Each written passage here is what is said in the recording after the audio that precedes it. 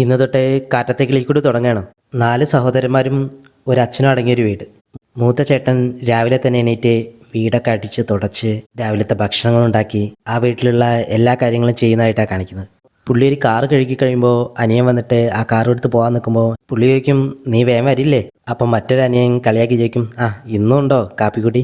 ആ വഴി വരുന്ന ഹിന്ദിക്കാരെ ഇന്ന് ജോലിക്ക് വരുന്നില്ലെന്ന് ചോദിക്കുമ്പോൾ ചേട്ടൻ പറയും, ഇല്ല ഇന്നില്ല എന്ന് പറയും. പിന്നെ കാണിക്കുന്നത് അവിടുന്ന് കാർ എടുത്ത് പോകുന്ന അനിയൻ അതിൽ കയറിയ ഒരു കസ്റ്റമറായ സ്ത്രീയെ ഇങ്ങനെ കണ്ണാടി വഴി ഇങ്ങനെ നോക്കുകയാണ്.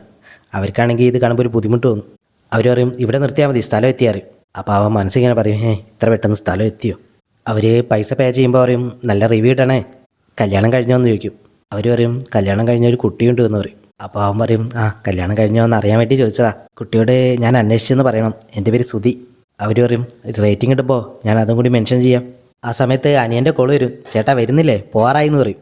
ഇപ്പോൾ വരാമെന്ന് പറഞ്ഞിട്ട് കോള് കട്ടാക്കുമ്പോൾ തന്നെ അടുത്ത കോള് വരും, ഒരു തോമസ് ഏട്ടൻ, നീ വേഗം ഒരു സ്ഥലം വരെ പോകാനുണ്ടെന്നൊക്കെ പറയും. അപ്പോൾ സുധി പറയും, ഞാൻ പറഞ്ഞതല്ലേ എനിക്ക് ഉച്ചവരെ പേഴ്സണലായിട്ടൊരു കാര്യമുണ്ടെന്ന്.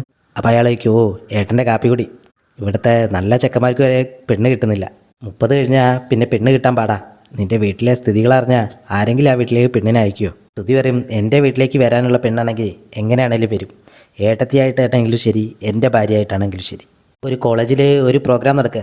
അവിടുത്തെ പ്രിൻസിപ്പൾ അനൗൺസ് ചെയ്യുന്നുണ്ട്, ഈ കോളേജിലെ ഏറ്റവും കൂടുതൽ മാർക്ക് കിട്ടിയ ആർക്കിടെക്ചർ നിധി എന്ന് പറഞ്ഞിട്ട്. അവൾ വന്നിട്ട് മൈക്കിൽ വന്ന് സംസാരിക്കും, എൻ്റെ സ്വപ്നങ്ങളുടെ ആദ്യ പടിയാണ് ഇപ്പോൾ ഈ കിട്ടിയ മെഡൽ. പുറത്തേതെങ്കിലും വലിയ കമ്പനിയിൽ പ്രാക്ടീസ് ചെയ്യണം, പിന്നെ സ്വന്തമായിട്ടൊരു കമ്പനി തുടങ്ങണം, അതിൻ്റെ കീഴിൽ വലിയ വലിയ പ്രോജക്റ്റുകൾ നടത്തണം. ആൾക്കൂട്ടത്തിൽ നിന്ന് ഒരാൾ ഉറക്കെ വിളിച്ചു ചോദിക്കും, കല്യാണമൊന്നും വേണ്ടേ? അവൾ പറയും, അതിനെപ്പറ്റിയൊന്നും ഞാൻ ആലോചിച്ചിട്ടില്ല, എൻ്റെ പാഷൻ, എൻ്റെ ഫസ്റ്റ് ലവ് എൻ്റെ ഈ പ്രൊഫഷനായിരിക്കും. ഒരു 10 കൊല്ലം കഴിയുമ്പോൾ ഇതേ ഒരു കോൺവെക്കേഷനിൽ ഞാൻ ഗസ്റ്റായിട്ട് വരും, അന്ന് ഈ വീഡിയോ പ്ലേ ചെയ്യണം. സ്വപ്നങ്ങൾക്ക് പിറകെ പോകുമ്പോൾ എങ്ങനെയാണ് വിജയങ്ങൾ ഉണ്ടാകുന്നതെന്ന് അത് കണ്ട് അവർ പഠിക്കും. ഓരോ പെൺകുട്ടിയും ജനിക്കുന്നത് അദൃശ്യമായ ചിറകുകളോടുകൂടിയാണ്. കല്യാണം നടത്തി ആ ചിറകുകൾ അരിഞ്ഞു കളയരുത്. കാറും കൊണ്ട് സുധി വീട്ടിലേക്ക് തിരിച്ചു പോകുമ്പോൾ ഒരു ചായക്കടയിൽ ഇരുന്ന് അച്ഛൻ ചായ കുടിക്കുന്നത് കാണും. പക്ഷേ നിർത്താതെ കുറച്ച് മുന്നോട്ട് പോകും. അവിടെ ഇരിക്കുന്ന ആൾക്കാർ പറയും, ഭാസ്കരേട്ടൻ്റെ മോനല്ലേ ഇത്, അവനെന്താ മൈൻഡ് ചെയ്യാതെ പോകുന്നത്? കുറച്ച് മുന്നിൽ പോയിട്ട് സുധി വണ്ടി നിർത്തിയിട്ട് പിറകോട്ട് തന്നെ വരും. അച്ഛനെയൊന്നും മൈൻഡ് ചെയ്യാതെ അവനൊരു ചായ ഓർഡർ ചെയ്യും. പുള്ളിയോ അവനെയൊന്നും മൈൻഡ് ചെയ്യില്ല. അവൻ ചോദിക്കും, ഇവിടെ തന്നെ കുത്തിരിക്കാനാണോ ഭാവം? അച്ഛൻ ചോദിക്കും, നിൻ്റെ അമ്മയ്ക്ക് സ്ത്രീധനം കിട്ടിയ സ്ഥലമൊന്നുമല്ലല്ലോ. അവനാണ് ദേഷ്യം വരും. അവൻ ചോദിക്കും, ഏട്ടന് പെണ്ണ് കാണാൻ പോകുന്നത് ദിവസമാണ്, നിങ്ങൾ വരുന്നുണ്ടോ അതോ ഞങ്ങൾ മാത്രം പോയി നാണം കാണണോ? ഇതൊക്കെ കേട്ട് അവിടുത്തെ ആൾക്കാരൊക്കെ ഇങ്ങനെ ചിരിക്കുകയാണ്. അച്ഛൻ്റെ ഏട്ടൻ പറയും, എന്തിനാടാ വെറുതെ പോയിട്ട് പെണ്ണ് കണ്ട് നാണം കെടുന്നത്? അതും പോരാഞ്ഞിട്ട് ഈ വിളക്കെണ്ണയും കൂടി കൊണ്ടുപോകണമെന്ന് ചോദിക്കും. ഇത് കേട്ടിട്ട് അച്ഛൻ അയാളോട് പറയും, ഞാൻ ഒന്നിനും കൊള്ളാത്തവൻ തന്നെ, പക്ഷേ നിങ്ങൾ ഇവിടുത്തെ കളക്ടറേറ്റ് ആണെന്ന് ചോദിക്കും. സുധി പറയും, നിങ്ങളെൻ്റെ അച്ഛൻ്റെ ഏട്ടനല്ലേ, നിങ്ങളല്ലേ ശരിക്കും പെണ്ണ് കാണാൻ ഞങ്ങളുടെ കാരണവർ സ്ഥാനത്ത് നിൽക്കേണ്ടത്. അയാൾ പറയും, ഈ നാട്ടിൽ എവിടെന്നെങ്കിലും നിങ്ങൾക്ക് പെണ്ണ് കിട്ടുമോ?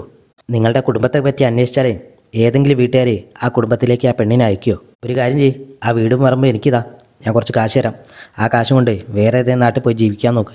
ഒന്നും അറിയാത്ത നാട്ടിലാകുമ്പോൾ ചിലപ്പോൾ എവിടെന്നെങ്കിലും ഒരു പെണ്ണിനെ കിട്ടും. ഞാൻ ചായയുടെ കാശും കൊടുത്ത് പോകാൻ നിൽക്കുമ്പോൾ അച്ഛൻ പറയും, എടാ എൻ്റെ കാശും കൂടി കൊടുക്കടാന്ന് പറയും. അവന് ദേഷ്യം വന്നിട്ട് ചൂടാവും. കണ്ടോ, നാട്ടുകാരെ നമ്മളെ വീടിനെ പറ്റി എന്താ പറയുന്നത് കേട്ടോ, നിങ്ങളിവിടെ ചായം കുടിച്ചിരുന്നോ? പുള്ളി അതൊന്നും മൈൻഡ് ചെയ്യാതെ, രാജാ ചൂടോടെ 2 വടയും കൂടി താ.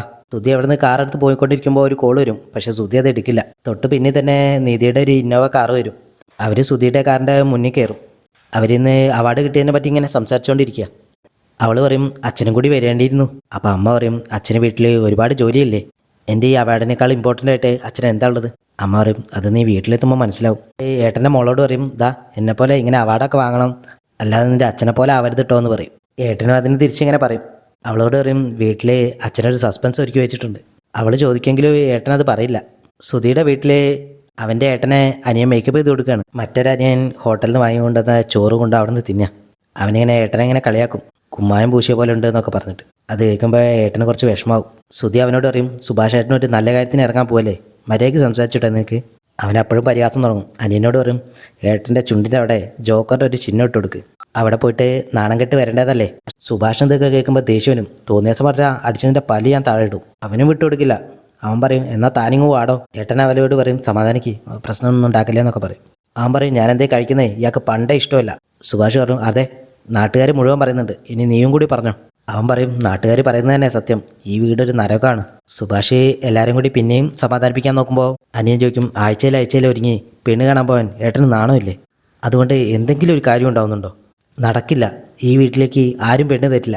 ഇളയ അനിയൻ പറയും, ചേട്ടാ അങ്ങനെ പറയല്ലേ ഏട്ടാ, അപ്പോൾ അവൻ പറയും, നീ മിണ്ടരുത്, ഏട്ടനെ കൊണ്ട് ഈ വീട്ടിൽ വേഷം കെട്ടിക്കില്ലേ, നിനക്കും നല്ല പങ്കുണ്ട്. ഇതൊക്കെ കേട്ട് ശ്രുതിക്ക് അങ്ങ് ദേഷ്യം വരും. ശ്രുതി അവനൊരൊറ്റ അടി അങ്ങ് അടിക്കും. അവൻ തെറിച്ച് താഴെ വീഴും. അവനെ അവിടുന്ന് എണീറ്റിട്ട് ശ്രുതിയെയും തിരിച്ചടിക്കും. പിന്നെ അവിടെ കൂട്ടത്തല്ലാവും. ഏട്ടനവരെയൊക്കെ പിടിച്ചു മാറ്റാൻ നോക്കുന്നുണ്ട്. ഇളയ അനിയൻ ഇതൊന്നും ശ്രദ്ധിക്കാതെ വിഷമത്തോടെ പുറത്തേക്ക് വരും. സുഭാഷ് വന്ന് ശ്രുതിയോട് വയ്ക്കും, എന്താടാ നമ്മുടെ വീട്ടിലിങ്ങനെ? വീട്ടിലെ കാര്യങ്ങളൊക്കെ പറ്റി അവർ ചർച്ച ചെയ്യണം. ശ്രുതി അച്ഛൻ്റെ കാര്യവും വല്യച്ഛനും നാട്ടുകാരും കളിയാക്കിയ കാര്യങ്ങളൊക്കെ ഇങ്ങനെ പറയും. ഓരോ വീട്ടിൽ ചെല്ലുമ്പോൾ, എന്താ മക്കളെ സ്വന്തക്കാരും ഇല്ലേന്ന് ഒരു ചോദ്യം ഉണ്ടല്ലോ, അത് പേടിച്ചിട്ടാ അച്ഛനെ പെണ്ണ് കാണാൻ വിളിച്ചത്.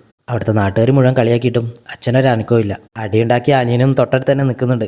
അവനോട് അറിയണ്ടാ, നീയായിട്ടുണ്ടാക്കേണ്ട തല്ലേ ശരിക്കും അവരുമായിട്ട് ഉണ്ടാക്കേണ്ടതായിരുന്നു. ഇളയ അനിയൻ ഒരു കുരുവിക്കൂടുമായിട്ട് കൊലയിലിങ്ങനെ ഇരിക്കുകയാണ്. സുഭാഷ് അവൻ്റെ അടുത്ത് വന്നിരിക്കുമ്പോൾ അവൻ ചോദിക്കും, നമ്മുടെ വീട് മാത്രം എന്താ ഇങ്ങനെ? എപ്പോൾ നോക്കിയാലും അടി വഴക്ക്. വേറെ ഏതെങ്കിലും വീട്ടിലുണ്ടോ ഇങ്ങനെയൊക്കെ? ഇങ്ങോട്ട് വരാനേ തോന്നാറില്ല. എങ്ങോട്ടേലും പോയാലോ എന്നാ. ഈ വീട്ടിൽ എന്താ ഉള്ളത് ഏട്ടാ? മറ്റുള്ള വീട് പോലെ ഒരമ്മ ഉണ്ടായിരുന്നെങ്കിൽ ഈ വീട്ടിൽ ഇങ്ങനെയൊന്നും നടക്കില്ലായിരുന്നു. അമ്മയുണ്ടായിരുന്നെങ്കിൽ പെണ്ണുങ്ങൾ വാഴാത്ത വീടാണെന്ന് ആരും പറയില്ലായിരുന്നു. ഇതൊക്കെ കേട്ടിട്ട് ഒരു മറുപടിയും പറയാതെ നിൽക്കുകയാണ് സുഭാഷ്.